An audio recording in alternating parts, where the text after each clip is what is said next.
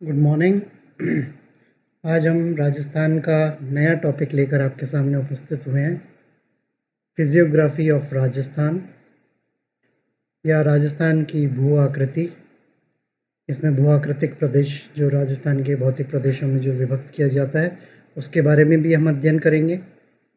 मैं doctor Sandeep Yadav, associate professor in geography, government college Bundi. Rajasthan बहुत पुरानी स्थलाकृति को आवृत किए हुए है जो अनाच्छादन और अपक्षय की अनेक वर्षों की सतत प्रक्रिया से निर्मित है। राज्य की वर्तमान भू आकृति शैल समूहों और संरचना से अधिक प्रभावित हुई है। साथ ही भूतकालीन नदी अपर्दन चक्र तथा मरु अपर्दन चक्र का भी अत्यधिक प्रभाव पड़ा है। राजस्थान के मध्यवर्ती भाग में उत्तर पूर्व से दक्षिण पश्चिम दिशा में अरावली पर्वत श्रृंखला मेरुदंड की तरह फैली है। इसके पश्चिम में राज्य का 3/5वां भाग तथा पूर्व की ओर 2/5वां भाग मौजूद है। मतलब 60% पश्चिम में और अरावली के 40% उसके साइड में है, पूर्वी साइड में। पश्चिम भाग में विशाल मरुस्थल वाला क्षेत्र है जहाँ जलवायु दशाएं अत्यंत शुष्क हैं। यह क्षेत्र थार के मरुस्थल के नाम से जाना जाता है। इस क्षेत्र में बीकानेर एवं जैसलमेर जिले तथा चूरू, जोधपुर, बाड़मेर एवं नागौर के अधिकांश भाग आते हैं। यह भाग रेत के टीबों से ढका हुआ है तथा धूल भरी आंधियां यहाँ पर चलती हैं। गर्मियों में अत्यधिक गर्मी देखने को मिलती है और सर्दियों में यहाँ पर भीषण सर्दी देखने को मिलती है। वर्षा का अभाव रहता है। अरावली पर्वतमाला के पश्चिम ढाल से मरुस्थली क्षेत्र तक अर्ध मरुस्थली भाग विस्तृत है। इस क्षेत्र के उत्तर में श्री गंगानगर का नहरी व घग्गर नदी का क्षेत्र है।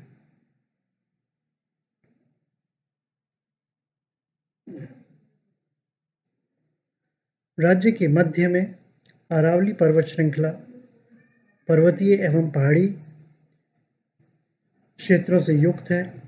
पर्वतीय क्षेत्र में समुद्र तल से 950 मीटर से अधिक ऊंचे भाग सम्मिलित किए जाते हैं जिसमें गुरु शिखर, सेर, दिलवाड़ा, अचलगढ़, कुंभलगढ़, कमलनाथ और रघुनाथगढ़ पर्वत शिखर इसके अंतर्गत सम्मिलित हैं। पहाड़ी क्षेत्र के अंतर्गत 600 से 950 मीटर ऊंचाई वाले भाग आते हैं। इसमें अधिकांश भाग सिरोही, उदयपुर और राजसमंद जिलों में है। और अरावली श्रृंखला के वे भाग जिनकी ऊंचाई 300 मीटर से अधिक है उच्च भूमि के अंतर्गत सम्मिलित किए जाते हैं। उत्तर पूर्व के झुंझुनू, सीकर, चूरू, नागौर, जयपुर तथा दक्षिण पूर्व के कोटा, बारां, बूंदी और झालावाड़, दक्षिण और दक्षिणी पश्चिम में उदयपुर, सिरोही, डूंगरपुर, राजसमंद, पाली, भीलवाड़ा जिलों के क्षेत्र इसके अंतर्गत आते हैं। यहाँ ऊंचाई 400 से 460 और 500 मीटर तक देखने को मिलती है। अरावली के पूर्व में मैदान क्षेत्र का विस्तार मिलता है। इस भाग की औसत ऊंचाई 150 से 300 मीटर है। इसके अंतर्गत अलवर, जयपुर, दौसा, करौली, सवाई माधोपुर, कोटा, बारां तथा भरतपुर और धौलपुर जिले आते हैं। राजस्थान को हम भू आकृतिक प्रदेशों में भी बांटते हैं और भू आकृतिक प्रदेशों की जब बात करें तो भारत के संदर्भ में अगर देखें तो भारत के जो दो मुख्य भाग हैं, एक तो वृहत मैदान और मध्यवर्ती उच्च भूमि, ये दोनों राजस्थान के अंदर देखने को मिलते हैं। अरावली के पश्चिम वाला भाग वृहत मैदान के पश्चिमी भाग में स्थित है तथा अरावली के पूर्व का क्षेत्र मध्यवर्ती उच्च भूमि के उत्तरी भाग के अंतर्गत आता है। इन्हीं लक्षणों के आधार पर हम राजस्थान को निम्न भागों में बांट सकते हैं। पश्चिमी रेतीला मैदान, इसके दो भाग हैं, शुष्क मरुस्थल और अर्धशुष्क मैदान। दूसरा है अरावली पर्वतीय प्रदेश, इसके भी दो भाग हैं, उत्तरी अरावली क्षेत्र, मध्य अरावली क्षेत्र और दक्षिणी अरावली क्षेत्र। तीसरा है पूर्वी मैदान जिसमें बनास बेसिन और छप्पन का मैदान है और चौथा है दक्षिण पूर्वी पठारी क्षेत्र। इसमें विंध्यन का गार और दक्कन लावा का पठार शामिल है। मानचित्र को अगर आप देखें तो ये जो पीले रंग से इसके अंदर क्षेत्र देखने को मिल रहा है, ये पूरा का पूरा इलाका ये आपका मरुस्थली वाला क्षेत्र है और इसके अंदर ये जो इलाका है ये जो रेत के टीबे हैं उससे विहीन वाला इलाका है। यहाँ पर पथरीली चट्टानें देखने को मिलती हैं। ऊपर ये घग्गर का मैदान है, बीच में सीसी अर्धशुष्क प्रदेश में ये शेखावाटी का भाग है। ये नागौर का उच्च भूमि वाला क्षेत्र है और ये नीचे दक्षिण में लूनी बेसिन क्षेत्र है। अब अरावली की बात करें तो ये आबू पर्वत का रीजन है। ये जो एरिया मेवाड़ या बारोट पठार के नाम से भी जाना जाता है, ये मध्य अरावली है और ये उत्तर पूर्वी अरावली या अलवर रेंज के नाम से इसको जानते हैं। ये बनास का मैदान, इधर ये चंबल का बेसिन है, इधर ये विंध्यन स्कार्पलैंड आ गई, ये दक्कन का पठार आ गया और नीचे माही का मैदान देखने को मिलता है। तो पहला भाग हम करेंगे पश्चिमी रेतीला मैदान। पश्चिमी रेतीला मैदान अरावली श्रेणी के पश्चिम और उत्तर पश्चिम में राजस्थान का एक विशाल भाग लेकर सम्मिलित करता है अपने अंदर, और ये इसकी पूर्वी सीमा उदयपुर जिले के उत्तरी भाग तक तथा अरावली श्रेणी के पश्चिम उप पर्वतीय भाग तक फैली है। इसके बाद सीमा 50 सेंटीमीटर वर्षा रेखा द्वारा बनी है। पश्चिमी सीमा भारत और पाकिस्तान के साथ अंतर्राष्ट्रीय सीमा रेखा द्वारा बनी है। उत्तरी सीमा पंजाब और दक्षिण पश्चिम में गुजरात राज्य से लगती है। भू-आकृतिक दृष्टि से मरुस्थल उत्तरी भारत के विशाल मैदान का पश्चिमी भाग है। इस मैदान का सामान्य ढाल सिंधु घाटी एवं कच्छ के रन की ओर है। उत्तर पूर्व में स्थल की औसत ऊंचाई 300 मीटर तथा दक्षिण में लगभग 150 मीटर तक है। संपूर्ण मैदान बालू का सागर है, जिसके मध्य कहीं कहीं छोटी पहाड़ियां दृष्टिगत होती हैं।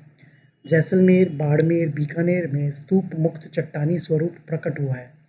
यह रेतीला मैदान राज्य के लगभग 58% भाग को कवर करता है, जिसमें 40% से अधिक राजस्थान की जनसंख्या निवास करती है। और मुख्य जिले जो इसमें हैं जैसलमेर, बाड़मेर, बीकानेर, श्रीगंगानगर, हनुमानगढ़, जोधपुर, पाली, नागौर, सीकर, चूरू और झुंझुनू इसमें सम्मिलित होते हैं। इसको भी हम दो उप विभागों में विभक्त करते हैं। पहला है शुष्क मरुस्थल। शुष्क मरुस्थल को थार मरुस्थल के नाम से भी जाना जाता है। थार मरुस्थल विश्व के नवीनतम मरुस्थलों में से एक है। इस भाग में दक्षिण प्रायद्वीप का उत्तरी पश्चिमी विस्तार है, जिसके ऊपर बालू की मोटी परत का जमाव है। थार मरुस्थल की उत्पत्ति के संबंध में विद्वानों का मानना है कि जलवायु में शुष्कता बढ़ने के साथ साथ स्थानीय चट्टानों में भौतिक अपक्षण के कारण विखंडन हुआ है तथा चट्टानें छोटे छोटे कणों में परिवर्तित होती गईं। इस प्रदेश में तापमान बढ़ने के कारण कम वायुदाब के केंद्र विकसित हुए।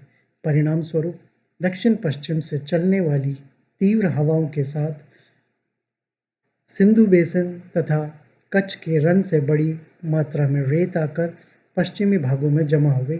फलतः इस भाग में मरुस्थलीय दशाएं देखने को मिलती हैं। फिर अलग अलग विद्वानों ने माना कि कार्बोनिफेरस या परमो कार्बोनिफेरस काल में पश्चिमी राजस्थान में समुद्र का विस्तार था और ये जैसलमेर, बीकानेर तक फैला हुआ था। इसके कुछ निक्षेप जैसलमेर के निकट देखने को मिले, जिससे ये इस बात की प्रमाण मिलते हैं कि समुद्र यहाँ रहा होगा। इस भाग में कुछ विशिष्ट लवण झीलें पाई जाती हैं, जिन्हें स्थानीय भाषा में डांड कहते हैं। कालांतर में इस काप के मैदान में वायु द्वारा वाहित बालू निक्षेप से ऊंचे ऊंचे बालू टीबों के जमा होने से मरुस्थलीय दशाएं उत्पन्न हो गई। शुष्क मरुस्थली भाग का विस्तार बीकानेर, जैसलमेर, चूरू, पश्चिमी नागौर के कुछ भाग में और बाड़मेर के 2/3 पश्चिमी भाग में मिलता है। पश्चिम में और आगे थार मरुस्थल का विस्तार है। इस भाग में विशाल रेत के फैलाव और चट्टानी परिव्यक्त शिलाएं दृष्टिगोचर होती हैं। इनमें मुख्यतः अरावली नीज, शिस्ट, मलानी, ग्रेनाइट और विंध्यन क्रम की हैं। उत्तर पश्चिम में जुरैसिक काल के विस्तृत कुछ ऊंचे उठे हुए भाग नजर आते हैं। चूने के पत्थर की जैसलमेर, बाड़मेर, बीकानेर, चूरू, गंगानगर में हमें चट्टानें देखने को मिलती हैं। इस भाग में बालू निक्षेप, स्तूप और पहाड़ियाँ अन्य प्रमुख भू आकृतियाँ हैं। अधिकांश भाग पर बालू का स्तूप का विस्तार मिलता है। उनमें प्रमुख हैं देशांतरीय बालू स्तूप, अर्धचंद्राकार स्तूप और अनुप्रस्थ बालू स्तूप। अनुप्रस्थ बालू का स्तूप जोधपुर बीकानेर में विद्यमान है, जिनकी ऊंचाई 25 मीटर तक मिलती है। पर्वलाइक बालू का स्तूप जोधपुर, बाड़मेर, जैसलमेर, बीकानेर, नागौर, जालौर, गंगानगर, चूरू और झुंझुनू में मिलते हैं। अर्धचंद्राकार स्तूप जोधपुर, नागौर, चूरू, बीकानेर, बाड़मेर और झुंझुनू में मिलते हैं। इन्हें बरखान भी कहते हैं। जैसलमेर के उत्तर में अनगिनत पलाया झीलें मिलती हैं, जिनका निर्माण वर्षा के जल से होता है। शुष्क मरुस्थलीय भाग में कुछ क्षेत्र ऐसा होता है जहां बालूका स्तूपों की उपस्थिति नहीं मिलती है। बालूका स्तूप मुक्त प्रदेश जैसलमेर के चारों ओर 65 किलोमीटर क्षेत्र पर, पोखरण तहसील के आधे भाग पर, फलौदी तहसील के पश्चिमी और दक्षिणी भागों पर फैला है। यहाँ चूना पत्थर, बलुआ पत्थर चट्टानें अनावृत हो गई हैं, जो जुरैसिक और इयोसीन चट्टान समूह की हैं। जैसलमेर जुरैसिक बालू पत्थरों से निर्मित चट्टानी मैदान पर बसा हुआ है। जैसलमेर के 64 किलोमीटर की परिधि के अंतर्गत छोटी छोटी पहाड़ियाँ फैली हुई हैं। कुछ स्थानों पर ग्रिट, कांग्लोमरेट, नीस, शिस्ट, ग्रेनाइट चट्टानें पाई जाती हैं। बाड़मेर, पश्चिमी जालौर तथा जैसलमेर में वायु अपर्दन द्वारा निर्मित भूस्वरूप बोसिस तथा तोर देखने को मिलते हैं। दूसरा उपभाग जो इसका है वो है अर्धशुष्क मैदान। अर्धशुष्क मैदान उत्तर पूर्व से दक्षिण पश्चिम की ओर फैला हुआ है। इसकी पश्चिमी सीमा 25 सेंटीमीटर वर्षा रेखा बनाती है तथा पूर्वी सीमा उदयपुर के उत्तरी भाग से अरावली श्रेणी के पश्चिमी किनारे के सहारे सहारे और आगे उत्तर में 50 सेंटीमीटर रेखा द्वारा बनती है। यह मैदान अरावली के पश्चिमी किनारे से शुष्क मरुस्थल की सीमा तक 75,000 वर्ग किलोमीटर क्षेत्र में फैला है। वर्षा इसमें 20 से 50 सेंटीमीटर देखने को मिलती है। यहाँ पर तरंगित बालू का स्तूप की प्रधानता देखने को मिलती है। इस भाग को भी हम 4 उप भागों में बांट सकते हैं, जिसमें पहला है लूनी बेसिन, जो दक्षिण का भाग है। अर्धशुष्क मैदान का यह सबसे दक्षिणी भाग है, जो पूर्वी और दक्षिणी जोधपुर, पाली, जालौर तथा पश्चिमी सिरोही में फैला हुआ है। इस प्रदेश में पश्चिमी बालू का मैदान का एकमात्र प्रवाह बेसिन लूनी है। लूनी नदी अजमेर के दक्षिणी पहाड़ी भाग से निकलकर लगभग 480 किलोमीटर प्रवाहित होने के बाद अपने जल को कच्छ के रन में पहुंचा देती है। लूनी तथा इसकी सहायक नदियों ने मिलकर जलोढ़ मैदानों का निर्माण किया है। कहीं कहीं ये मैदान दक्षिणी पश्चिमी हवाओं द्वारा उड़ाकर लाई गई बालूसुक्का से ढके हुए हैं। लूनी बेसिन अरावली पथस्थल व लूनी नदी के बीच का अत्यंत उपजाऊ क्षेत्र आवृत करता है, जहाँ बिना जोते ही गेहूं की अच्छी फसल उत्पन्न हो जाती है। जल धरातल के समीप ही उपलब्ध हो जाता है, जहाँ कुओं द्वारा सिंचाई संभव है। पश्चिम की ओर बालू के कारण जल स्तर काफ़ी नीचा है तथा काफ़ी गहराई पर मिलता है और प्राय खारा देखने को मिलता है। इस मैदान में बालू का स्तूप, जलोढ़ मैदान, पलाया झीलें, विखंडित शैल मलबा, बजाड़ा, कंकड़ बजरी युक्त पहाड़ियाँ, टौर, इंसलबर्ग आदि भू आकृति स्वरूप हमें देखने को मिलते हैं। दूसरा है शेखावटी भूभाग। यह भूभाग घग्गर प्रदेश के दक्षिण में स्थित सीकर और झुंझुनू जिलों में फैला है। इसकी उत्तरी सीमा हरियाणा से संयुक्त है। उत्तर पश्चिम में चूरू, दक्षिण पश्चिम में नागौर, दक्षिण पूर्व में जयपुर जिले हैं। यह समस्त भूभाग आंतरिक जल प्रवाह का क्षेत्र है और इस भूभाग का धरातल एक और बालू का स्तूप से ढका है तो दूसरी ओर कहीं कहीं कम ऊंचाई की पर्वत श्रृंखलाएं हैं। सीकर जिले के उत्तरी पश्चिमी भाग में मरुस्थली, मध्य भाग में असमतल पहाड़ियाँ फैली हुई हैं। यहाँ की पहाड़ियाँ स्थानीय रूप से मलखेत के नाम से जानी जाती हैं। यहाँ का धरातल समुद्र तल से 400 मीटर ऊंचा है। सर्वोच्च शिखर 1051 मीटर सीकर से दक्षिण में लालगढ़ गांव में है। इस भूभाग की स्थलाकृतिक ऊबड़ खाबड़ है। यहाँ पवनानुवर्ती बालू का स्तूपों की बहुलता मिलती है और कांतली यहाँ की प्रमुख नदी है। तीसरा है नागौरी उच्च भूमि। यह अर्धशुष्क मैदान का मध्यवर्ती भाग है, जो मुख्य रूप से नागौर जिले में विस्तृत है। यह उच्च भूमि दक्षिण पूर्व में अति आर्द्र लूनी बेसिन तथा उत्तर पूर्व में शेखावटी अंतर्वर्ती मैदान के मध्य फैली हुई है। यह भाग बंजर और रेतीला है, जहाँ सोडियम तत्व की प्रधानता मिलती है। यह प्रदेश लवणयुक्त पानी की झीलों और चट्टानी तथा पहाड़ी धरातल से युक्त है। इस प्रदेश की समुद्र तल से औसत ऊंचाई 300 से 500 मीटर है।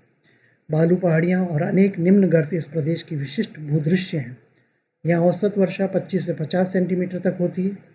वर्षा काल में जल गर्तों में भर जाता है और तापमान की उच्चता के कारण वाष्पीकरण की अधिकता से जल नमक एवं सोडा के जमावों में परिवर्तित हो जाता है। परिणाम स्वरूप नमक की कई झीलें बन गई हैं, जिनमें सांभर, कुचामन तथा डीडवाना की झीलें मुख्य हैं। चौथा है घग्गर का मैदान। अर्धशुष्क मैदान के सबसे उत्तरी भाग में फैले घग्गर मैदान का विस्तार गंगानगर और हनुमानगढ़ जिलों में है। यह मैदान गंगानगर के अधिकांश भाग पर फैला है। इस मैदान का निर्माण घग्गर, सरस्वती, चौतांग तथा सतलज नदियों के जलोढ़ से हुआ है। प्राचीन सरस्वती नदी ही घग्गर नदी मानी जाती है। घग्गर नदी को मृत नदी कहा जाता है। इसका तल शुष्क है, इसमें जल प्रवाह नहीं है। वर्षा काल में हरियाणा और पंजाब का जल सिमटकर घग्गर नदी में बाढ़ की स्थिति उत्पन्न कर देता है। घग्गर का यह तल स्थानीय भाषा में नाली कहलाता है। घग्गर मैदान के दक्षिण में कम ऊंचाई वाले बालू का स्तूप पाए जाते हैं। घग्गर मैदान में नहरी सिंचाई की सुविधा के कारण स्तूपों की गतिशीलता में कमी आई है। यह प्रदेश अत्यधिक उपजाऊ होने के कारण राज्य का एक प्रमुख कृषि प्रदेश है। उसके साथ ही हमने राजस्थान के जो भौतिक विभाग हैं, उसमें पहला मरुस्थल वाला जो हिस्सा है, शुष्क मरुस्थल वाला, उसके बारे में हमने आज अध्ययन किया है। बाकी के हिस्सों के बारे में हम आने वाले व्याख्यानों में पढ़ेंगे। आज के लिए इतना ही। धन्यवाद।